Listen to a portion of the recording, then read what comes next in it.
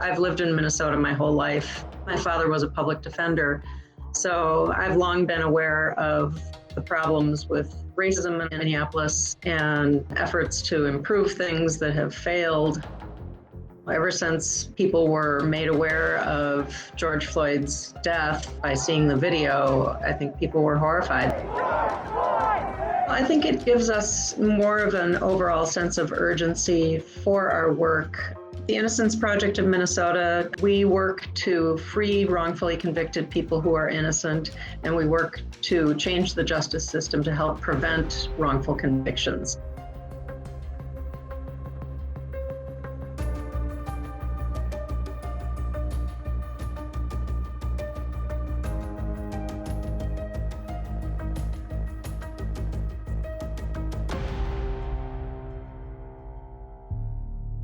Our organization started working on reforms to eyewitness identification procedures several years ago. While we were approaching it from the standpoint of eyewitness identifications causing a large percentage of wrongful convictions, it's also going to help anybody who's in touch with the criminal justice system.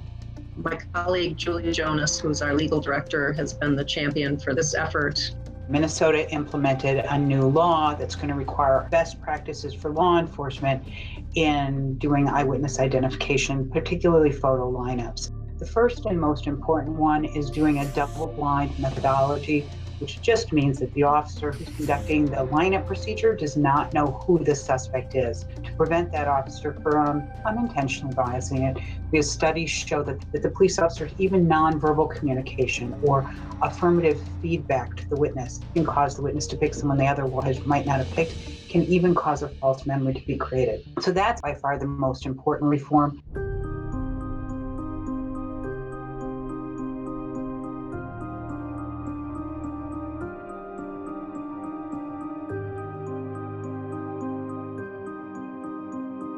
There have been all kinds of studies showing that cross-racial identifications are the most often mistaken because we recognize differences in how people of our own race look, little subtle differences, but we don't recognize the nuances in people's appearance if they are of a different race than we are. So that's one of the reasons that eyewitness identifications can be so fraught with error, is people can only provide very general descriptions of somebody who is of a different race. Especially if somebody is threatened with a weapon, there's often a laser focus on the weapon itself, and they think they're paying attention to what the person looks like, but they're not. They're paying attention to that weapon because that weapon is what's going to threaten them with harm.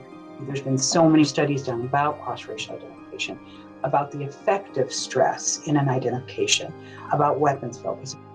In the case of Jennifer Thompson and Ronald Cotton, it is one of the very famous wrongful convictions because the two of them have gone on to speak about it quite a bit in public. Jennifer was a college student. She was alone at home, asleep in her bed, and she woke up and there was an African-American man in the room who proceeded to rape her. And what she decided is she was going to try and memorize his facial features so that she would be able to tell the police who it was. And Ronald Cotton's photograph was put into a photo array that was shown to Jennifer Thompson. And when she picked him out of the lineup, the investigating officer said, "Great job." And so her certainty level went up.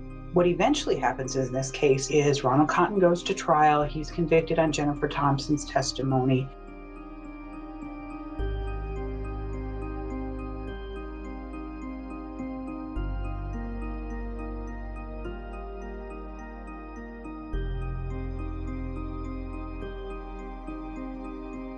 Years later, DNA testing is done, and it shows that it was Bobby Poole. This fake memory had been created at the time of the lineup from just a very simple piece of affirmative feedback.